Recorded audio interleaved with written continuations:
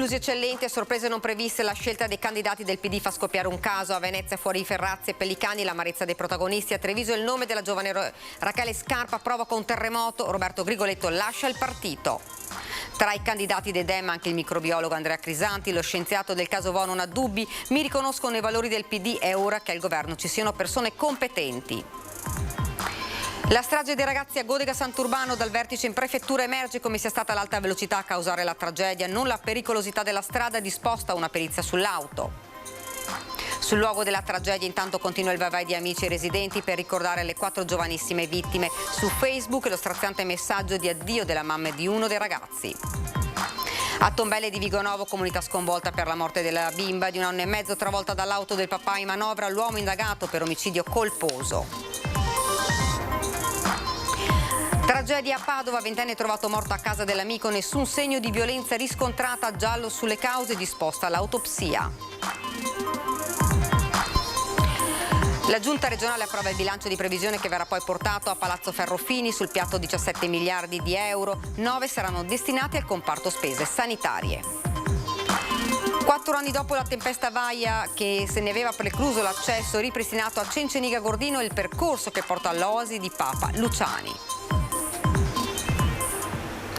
Buonasera, ben ritrovati. Lo avete sentito, la politica in primo piano, le candidature calate dall'alto seminano lo scontento nel Partito Democratico, maggiormente penalizzate le province di Treviso e di Venezia, dove i rappresentanti del territorio si sono visti scalzare da leader nazionale o da giovani senza grande esperienza. Ci sono già le prime dimissioni per protesta. Non mi sento più di rappresentare questo partito, del quale pur sono stato a suo tempo anche segretario provinciale, ma che sinceramente non riconosco più. Venezia, Treviso, Belluno, in Subbuglio. In Veneto le candidature del Partito Democratico per le prossime politiche stanno creando dei veri e propri terremoti, esclusi dalle liste e per chi c'è anche dalle posizioni in cui si può sperare in un'elezione quasi tutti gli uscenti, paracadutati in Veneto con risultato di sottrarre posti ai rappresentanti territoriali, leader nazionali come il segretario Dem Enrico Letta, Piero Fassino, Beatrice Lorenzin, e poi la classe dirigente del partito scavalcata da giovani che hanno alle spalle ben poca storia nel PD. Uno scontento che non è però generalizzato. Le segreterie provinciali di Vicenza, ma soprattutto quella di Padova, hanno invece avuto ciò che volevano. Vedi la conferma di Alessandro Zan o la new entry Andrea Crisanti, dimostrando a livello regionale un peso sulla bilancia differente. A Venezia esclusi sia Andrea Ferrazzi che Nicola Pellicani. Non voglio essere ipocrita, scrive il senatore Dem su Facebook. Mi aspettavo un esito diverso e sono sinceramente amareggiato. I circoli del territorio mi avevano chiesto di continuare il lavoro. Purtroppo ci troviamo insieme a subire una decisione diversa. Annuncio analogo di Pellicani sui social. Non nascondo che sono molto dispiaciuto perché avrei voluto continuare per un'altra legislatura, l'attività bruscamente interrotta. Il partito ha fatto altre scelte che non condivido, dimostrando anzitutto scarsissima attenzione per il territorio. Posizioni condivise dai segretari Dem Monica Sambo e Matteo Bellomo. Nella Marca l'unica trevigiana con elezione garantita è l'ex sardina Rachele Scarpa, espressione della rete studenti, una dei 4 under 35 scelti dal partito come capilista. Scarpa non faceva parte dell'elenco di nomi sottoposti al regionale dalla segreteria provinciale, con il rischio di assistere ora a una raffica di dimissioni, la prima quella dell'ex vice sindaco ed ex segretario provinciale Roberto Grigoletto, che ha lasciato gli incarichi nel partito e ha annunciato l'uscita dal gruppo consiliare del PD. Lo stesso rischiano di fare a catena altri militanti. La scelta di imporci delle quote nazionali, di non rispettare le scelte che il partito aveva fatto in ordine appunto ai candidati ci ha lasciati assolutamente increduli e non possiamo accettare queste decisioni. È ovvio che quando si fanno le liste ci sono sempre delle scelte che possono non accontentare qualcuno, sono passaggi difficili, delicati. Sono passaggi resi ancora più difficili dalla riduzione del numero dei parlamentari e quindi mi auguro che insomma, si superino però insomma, le turbolenze date da questo passaggio, poi tutti quanti presto siamo impegnati nella campagna elettorale. Tra le candidature del PD spicca il nome del microbiologo Andrea Crisanti. Il microbiologo Andrea Crisanti, volto della scienza che abbiamo imparato a conoscere nei periodi più bui della pandemia, scende in campo con il Partito Democratico alle prossime elezioni politiche. Il PD infatti lo ha candidato come capolista al Senato nella circoscrizione Europa. Crisanti, direttore del Dipartimento di Microbiologia dell'Università di Padova, vanta una lunga esperienza di lavoro all'estero, in Germania, in Svizzera e per 25 anni a Londra, dove si è iscritto qualche anno fa al Partito Democratico. Proprio dal PD di Londra che è stata avanzata la proposta di candidarmi, è stata poi accettata dalla direzione. Guardi, io non ho nessuna esitazione a dire che col Partito Democratico condivido valori e esperienze sociali, quindi mi identifico nel messaggio che il PD porta alla nazione. Il nome del microbiologo, papà dello studio Suvò, è stato scelto dal PD per il suo ruolo nella scienza e perché rappresenta gli italiani che vivono all'estero. Crisanti dice di aver accettato questa candidatura nelle liste del Partito Democratico per dare un contributo alla progettazione del futuro del Paese in un momento cruciale per l'Italia. L'Italia sta per affrontare una situazione senza precedenti in cui decisioni politiche devono essere informate da competenze scientifiche nel campo della sanità, dell'ecologia, dell'energia, dell'economia. Ecco, io penso anche che gli italiani siano stufi di essere governati da tecnici che non siano eletti e quindi io penso che sia dovere e responsabilità di chi pensa di poter dare un contributo al Paese di cercare i voti tra gli elettori. Ed ora siamo alla cronaca, l'incidente di Godega in cui hanno perso la vita 4 giovanissimi. La procura, che ha rilasciato il nulla osta alla sepoltura, ha disposto una perizia sull'auto per capire se vi possa essere stato un cedimento meccanico, ma l'ipotesi più plausibile è che a causare la fuoriuscita della macchina sia stata l'alta velocità, approssimativamente di circa il doppio del limite su quel tratto, che è di 50 km/h. Su come contenerla si è svolta in mattinata una riunione straordinaria del Comitato Operativo Viabilità. Non è tanto la strada, quella curva, a essere pericolosa, ad aver causato la tragedia di Godega di Sant'Urbano, dove nella notte tra sabato e domenica lungo via Cordignano hanno perso la vita 4 ragazzi tra i 18 e i 19 anni. È stata quasi certamente l'alta velocità e occorre mettere in campo tutte le misure consentite dal codice della strada per far sollevare agli automobilisti il piede dall'acceleratore. È quanto emerso dalla riunione del Comitato Operativo Viabilità convocata dal prefetto Angelo Sidotti su input di Ministero dell'Interno e Servizio Centrale della Polizia Stradale. La dinamica dell'incidente, a mio avviso, è che causa determinante sia l'eccesso di velocità in quel caso specifico e quindi si deve andare a influire su quella causa. Noi andremo a implementare quella che è la segnaletica in quel tratto anche con delle zigrinature nella strada, in modo, oltre alla segnaletica verticale, di avere anche una segnaletica orizzontale adeguata, però anche la velocità insomma ha la sua parte, quindi colgo l'occasione per rinnovare l'invito a rispettare il limite di velocità. Sono sicura che questa ulteriore implementazione della segnaletica sarà insomma efficace e sufficiente a scongiurare in futuro nuovi episodi, nuove fuoriuscite. Noi proseguiremo con le nostre campagne di sensibilizzazione in sinergia provincia, ULSS, progetti già in atto, cercando di potenziarli nella speranza che evitino nel futuro queste tragedie. Ma i tavoli tecnici, gli eventi, le iniziative tra gli studenti si susseguono, eppure i numeri dei decessi in strada aumentano e il 2022 rischia di chiudersi con un bilancio in drammatica crescita. Occorre che siano i conducenti a modificare i loro comportamenti, rendendosi consapevoli dei rischi che imprudenza e distrazione comportano. Il mio appello è quello di non sentirsi invincibili. Basta un attimo, una distrazione. Non succede solo agli altri, può succedere a noi stessi e quindi è moderare la velocità, prudenza alla guida e attenzione, massima attenzione, perché quest'ultimo tragico fatto ci dà la sensazione di quello che può succedere in qualsiasi momento. Sul luogo dell'incidente è un continuo andirivieni di amici e residenti per rendere omaggio ai 4 ragazzi. La mamma di Daniele Ortolan ha scritto un messaggio di addio al figlio.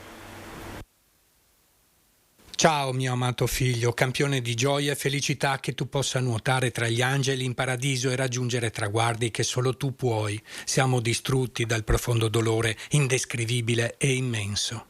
Mamma Tiziana affida a Facebook lo straziante messaggio di addio al suo Daniele. Il giorno della tragedia il dolore era stato così forte da farle perdere i sensi. Daniele Ortolan, 19 anni, talento del nuoto, era alla guida della Polo schiantatasi contro l'albero a Godega di Sant'Urbano, il luogo dove anche stamane è continuato il via vai di amici e residenti. Girasoli e rose bianche per ricordare i 4 ragazzi morti ai piedi dell'albero dove l'auto ha impattato. Siamo qua per loro, dice un loro amico con la voce rotta dall'emozione, stenta ancora a credere di averli persi per sempre. Non avrei mai pensato di parlarne 4 così in un colpo e essersi svegliati domenica mattina con la notizia che 4 amici erano scomparsi, diciamo che ti cambia. Un tratto di strada noto per la sua pericolosità. Nella stessa curva di via Cordignano il 14 marzo 2019 sono morti altri 2 giovanissimi di 19 e 18 anni. Uno di loro era il nipote della famiglia Ortolan. Non immagino i suoi di Ortolan che hanno perso sia il cugino che il figlio. Sì, è una strada maledetta. Fra loro anche una madre che ha perso il figlio di un incidente 30 anni fa quando aveva 18 anni. E mi ricorda mio figlio. Io domenica non ho fatto altro che piangere. Devono fare qualcosa, questa curva è maledetta. Ma per alcuni residenti il vero problema è la velocità. È una strada maledetta, è una strada così che corrono forte e purtroppo abbiamo anche protestato per la velocità, questo che altro, però non abbiamo concluso granché. Va presa la velocità giusta. Qua i ragazzi sono portati a correre. Vedi, da Cordignano andiamo a Govea, monta su e via. Che la tragedia possa portare ad una riflessione, dice Don Celestino Mattiuz, parroco di Godega di Sant'Urbano, poi lancia un monito ed un appello. Chi deve provvedere dal punto di vista di dare sicurezza ai giovani di pensate alla vita, che ha un domani, per cui evitare un oggi tragico per avventura, ecco, senza riferimento al caso specifico. E continuiamo con la cronaca. Ha investito la figlioletta per errore mentre faceva retromarcia nel cortile di casa a Tombelle di Vigonovo, morta sul colpo. Ora il papà è indagato per omicidio colposo e la comunità non se ne capacita. È bastato un attimo ed è stata subito tragedia sul cortile della palazzina a 2 piani di via Carlo Magno a Tombelle, una piccola frazione di Vigonovo. A perdere la vita la piccola Chiara Battagin, di 1 anno e 8 mesi, investita per errore dall'auto del papà durante una manovra di retromarcia la mattina di Ferragosto. Da ieri la residenza è l'immagine del dolore, l'emblema di una fatalità allucinante testimoniata da alcuni vicini che hanno visto e sentito le urla strazianti di mamma Anna. Intanto la bambina era dentro con la mamma e tutto, è sfuggita fuori per andare dal papà perché il papà stava andando a fare le sue spese, le sue giri, poi andare dal papà. Un attimo, secondo che la bambina è uscita, il papà faceva retromarcia, basta, destino. La famiglia Battagin si è chiusa nel dolore e ha lasciato l'abitazione insieme agli altri 2 figli già da lunedì, trasferendosi temporaneamente da uno zio. Il papà Mauro, tuttora in stato di shock, è indagato per omicidio colposo. I carabinieri di Vigonovo e della compagnia di Chioggia hanno posto sotto sequestro la vettura dell'uomo e hanno avviato gli accertamenti per ricostruire la dinamica dell'incidente, di cui pare non ci siano dubbi se sia trattato di una tragica fatalità. Lui si meritava una roba così, cioè una cosa del genere, perché sono distrutti. Basta, è meglio, guarda, io ho sentito urlare. Ha sentito urlare quindi? Hanno detto la bambina è morta, basta. Ma chi l'ha detto che la bambina è morta? Il medico. Io arrivavo che ero andata a fare un giro in bicicletta ed era appena successo, quindi c'era il SUEM, i carabinieri e la mamma che urlava dalla disperazione. Una disgrazia, un errore che non doveva succedere, ma che avvengono ste cose. Disperazione proprio. Il comune di Vigonovo ha deciso di dare una mano concreta alla famiglia Battagin, pur mantenendo il massimo rispetto della tragedia, di cui rimane impossibile dare una spiegazione. Ora noi ci siamo attivati anche stamattina, siamo coi telefoni proprio per fornire alla famiglia tutti gli strumenti per superare questa difficoltà, e quindi soprattutto dal punto di vista sanitario, e quindi questo stiamo facendo. Ed ora andiamo a Padova, ventenne trovato morta a casa dell'amico, nessun segno di violenza ma disposta l'autopsia. Quando è andato a svegliare l'amico si è accorto che non si muoveva e non respirava. La tragedia nella tarda mattinata di Ferragosto in un appartamento del quartiere di Città Giardino a Padova. Un ragazzo di 20 anni, Massimiliano Segala, è stato trovato morto a letto. Il giovane aveva trascorso la serata a casa di un amico e si era fermato lì a dormire. La mattina seguente, poco prima dell'ora di pranzo, non vedendolo alzarsi, l'amico ha provato a svegliarlo senza ottenere risposta. Il ragazzo ha chiamato subito il 118, ma per il ventenne non c'era nulla da fare, è morto nel sonno. Sul suo corpo non sono stati rilevati segni di violenza, quindi si pensa sia morto per un malore. Il pubblico ministero di turno ha comunque disposto l'autopsia per far luce sulle cause del decesso. Sul posto è intervenuta anche la polizia, allertata dai sanitari del 118. Tornano in azione i lupi e sul Portuole viene ancora colpito il gregge di Gabriele, giovane pastore errante di Lusiana. Pastori e malgari non vanno in ferie a Ferragosto e non ci vanno neppure i lupi. I branchi attivi nell'altopiano dei 7 comuni sono tornati in azione nella zona del Portule, prendendo nuovamente di mira pecore e capre di Giambattista Pernechele. Il gregge del giovane pastore di Lusiana, i cui animali erano già finiti nel mirino dei selvatici solo qualche settimana fa al Melagon di Asiago, è stato aggredito nelle scorse ore e sono state uccise 2 pecore e 2 capre. Le immagini delle carcasse hanno subito destato dolore e rabbia nell'area dei 7 comuni, dove questa estate sta facendo segnare un numero di aggressioni e predazioni molto alto. E gli allevatori, i cittadini, la politica chiedono risposte a Venezia e a Roma. A Venezia la Giunta regionale ha approvato il bilancio 2023 del Veneto, ammonta a quasi 17 miliardi di euro, di cui 9 andranno alla sanità. Il passaggio in Consiglio è previsto per ottobre. Uno dei primi dossier che il nuovo governo dovrà affrontare è il buco che si è aperto nei conti delle regioni per fronteggiare l'emergenza Covid. Un disavanzo per le spese sanitarie che a Palazzo Balbi stimano in oltre 1,5 miliardi.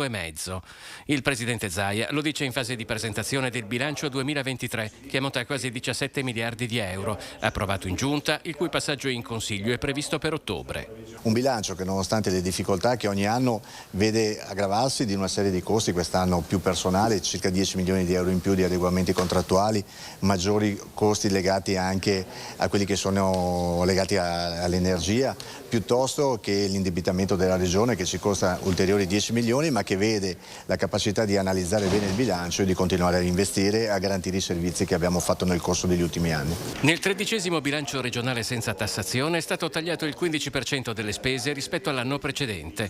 Del totale di 17 miliardi di euro, più di 9 miliardi saranno destinati al comparto delle spese sanitarie. Rimarrà una marginalità di circa 67 milioni di euro. Continuiamo ad investire con i fondi comunitari, quindi garantendo più di 60 milioni di euro nella coprogettazione in Europa, e continuiamo ad investire anche nel dissesto idrogeologico. Una regione fragile come la nostra deve avere la capacità ogni anno di garantire cifre importanti.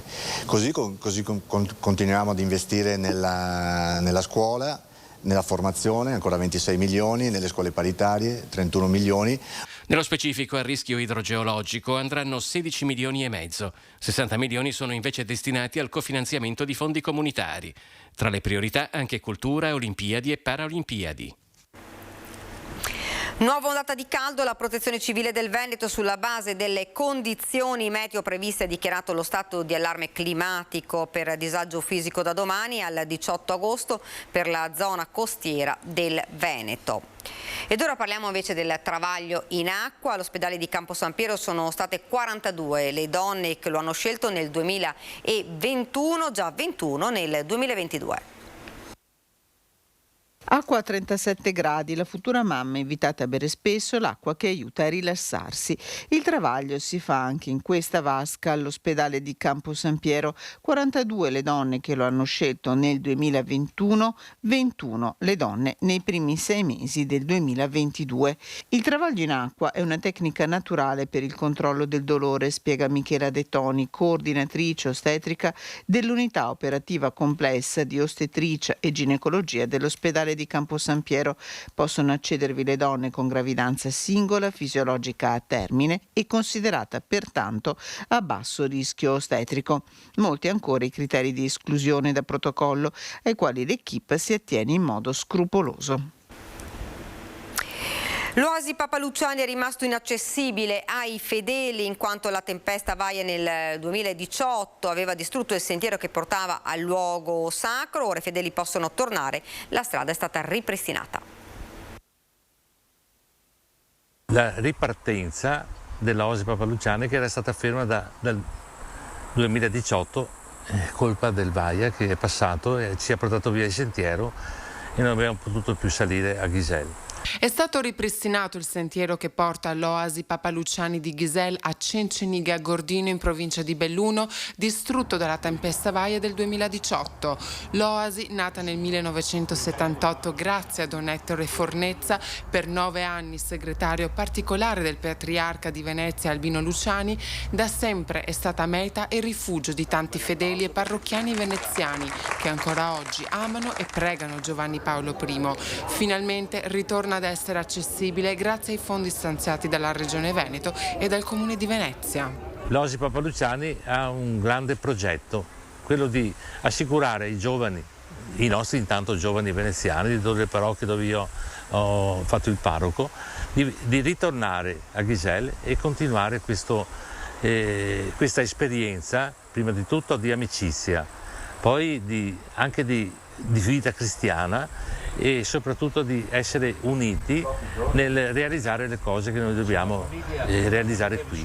Presto sarà attivo anche il nuovo impianto di pannelli fotovoltaici che daranno a Ghiselle energia pulita e consentiranno di dare luce ed elettricità a tutta l'oasi. Il weekend appena trascorso è tornato dunque l'appuntamento con la festa di Ghiselle, un'occasione non solo per percorrere il nuovo sentiero, ma anche per ammirare la statua di Papa Luciani.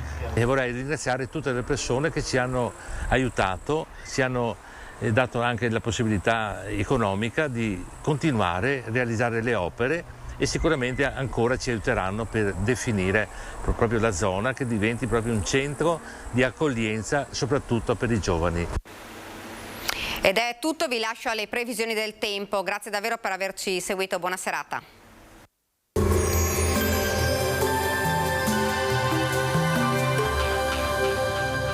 Cooperativa Agricola Volpago offre carne fresca di prima qualità. Ci trovi a Volpago del Montello, Pieve del Grappa, Tre Baseleghe e presso lo spaccio del contadino a Dolo e Massanzago. Benvenuti al Meteo. Previsioni per mercoledì 17 agosto. Sul Veneto cielo in prevalenza sereno con alternanza di nuvole sulle province occidentali. In serata possibili locali piovaschi nelle zone montane. Temperature in leggero aumento.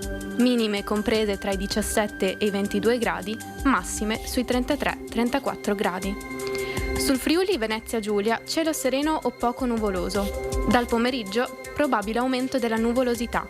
Temperature minime tra i 19 e i 22 gradi, massime sui 31-32 gradi. Sul Trentino Alto Adige il tempo sarà generalmente soleggiato con possibili velature in transito. Verso sera la nuvolosità sarà in aumento a partire da ovest. Temperature minime tra i 18 e i 19 gradi, massime sui 32-33 gradi. Dal meteo di Antenna 3 è tutto, arrivederci.